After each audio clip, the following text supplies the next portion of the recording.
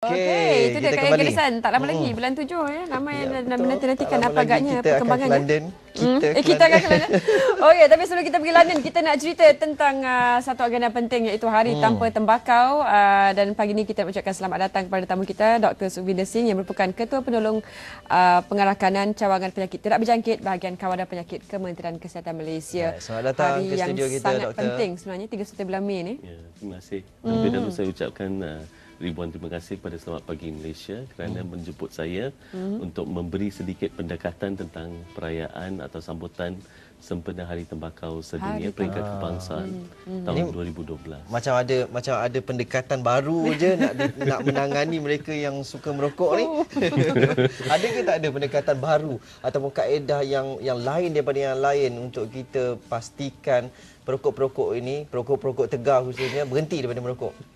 Kaedahnya berangkumi pelbagai macam lah. Dari segi seseorang perokok tu seharusnya menyedarkan merokok tu membawa kemudaratan dan pelbagai jenis penyakit dan mengurak langkah pertama bagi mengambil tindakan yang awal demi setting of quick date lah.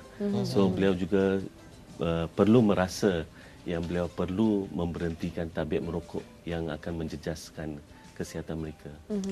Apa yang boleh kita lakukan kepada orang yang setiap tahun dia ada misi yang sama, berhenti merokok tahun ni, berhenti merokok tapi tak pernah berjaya. Dia berhenti merokok, dia berhenti beli, dia ambil kawan punya. Cuma ketagihan dari segi nikotin dan pelbagai macam jenis bahan campuran yang terdapat dalam sebatang rokok ya, yang merangkumi lebih kurang 6,000 bahan dan daripada 6,000 bahan ni terbukti ya terdapat 69 bahan karsinogenik yang menjadi faktor penyebab kanser utama tubuh badan manusia. Setiap Selasa kami bawakan segmen doktor dan anda dan kebanyakan penyakit-penyakit juga berkait rapat berpunca dengan tabiat merokok. Jadi untuk pendekatan tahun ini, bagaimana pula pasti dia berpaksikan pada tema sambutan. Jadi apa agaknya fokus yang diangkat untuk tahun ini? Okey, fokus yang paling utama ya yang Pertubuhan Kesihatan Sedunia mengambil langkah dan menetapkan tema sambutan Hari Tanpa Tembakau peringkat sedunia adalah untuk tahun 2012 adalah Tobacco Industry Interference, iaitu campur tangan daripada industri tembakau. So ini merupakan tema yang akan mendedahkan kepada pembuat dasar dan terutamanya orang-orang awam tentang isu-isu dan taktik-taktik halus yang diguna pakai oleh industri tembakau dalam mencampur tangan dalam polisi kawalan tembakau Malaysia. Harga dah naik RM10 sekotak dengan gambar ngeri di hadapan kotak tersebut, tapi masih juga ada yang berjuang untuk memberhentikan tabiat tersebut. Apa lagi yang kita boleh buat, Doktor? Harga akan tetap naik. Tetapi cuba itu kemampuan. jaminannya. Itu mengikut jaminan kerajaan kerana Malaysia telah meratifikasikan satu perjanjian antarabangsa global yang membawa nama yang khusus WHO FCTC. Ia merupakan satu kerangka kerja bagi polisi kawalan tembakau yang telah ditetapkan oleh Pertubuhan Kesihatan Sedunia WHO, di mana terkini terdapat lebih daripada 175 negara yang menyertai dan menjadi parti kepada konvensyen tersebut. So di dalam WHO FCTC ini terdapat pelbagai jenis artikel. Khususnya terdapat 38 artikel. So mengikut kehendak dan acuan negara, polisi kawalan tembakau kebangsaan di Malaysia haruslah mengikut kehendak yang termaktub dalam WHO FCTC. Setakat ini, hasil pemantauan doktor, adakah industri-industri tembakau di Malaysia yang ada di Malaysia ini, beroperasi di Malaysia ini, terlibat sama ataupun melakukan sesuatu terhadap dasar-dasar yang dibuat oleh kerajaan?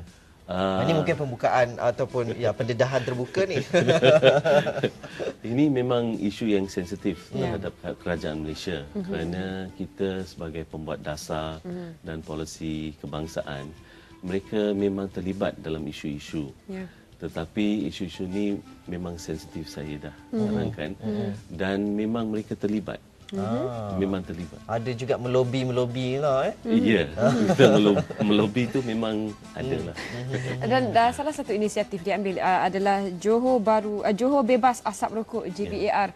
Yang ini diperjuangkan sekarang. Mungkin doktor boleh bagi lebih gambaran jelas lah apa sebenarnya JBAR ni. Okey, Majlis Pelancaran inisiatif Johor Bebas Asap Rokok ni yang disingkatkan nama dengan JBA dan pelancaran perasmian sempena perayaan Hari Tanpa Tembakau Sedunia peringkat kebangsaan 2012 ni kita menggabungkan kedua-dua aktiviti majlis pelancaran dan perasmian tersebut khususnya di Universiti Teknologi Malaysia MARA. Universiti Teknologi Malaysia di Skudai Johor.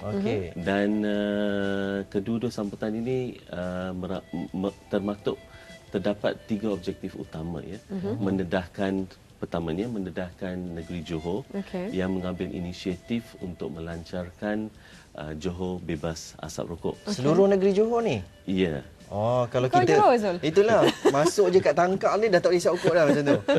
Dan apa lagi dua Ini objektif inisiatif yang pertama yang mereka telah melaksanakan inisiatif di zon-zon yang tertentu di Johor dan mereka akan merangkap kepada kesemua daerah dan negeri keseluruhannya pada tahap yang pada kemudian hari. Jadi meningkatkan banyak zon lagi lah. Kalau macam sekarang ni mungkin kawasan hospital, kawasan sekolah, kawasan surau, masjid dan sebagainya tak boleh isap rokok. Tapi lepas ni mungkin banyak lagi kawasan tak boleh isap rokok. Ya, lebih.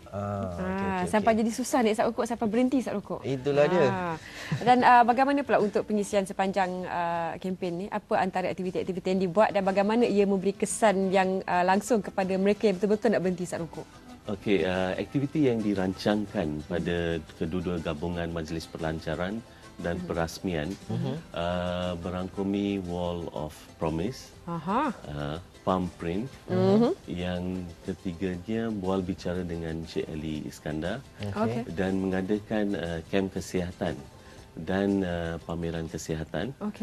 Dan pelbagai aktiviti ini akan mendedahkan juga aktiviti sambutan sempena Hari Tanpa Tembakau Kebangsaan 2012. Ini aku janjilah saya tidak akan berhenti. Saya akan berhenti merokok, faham?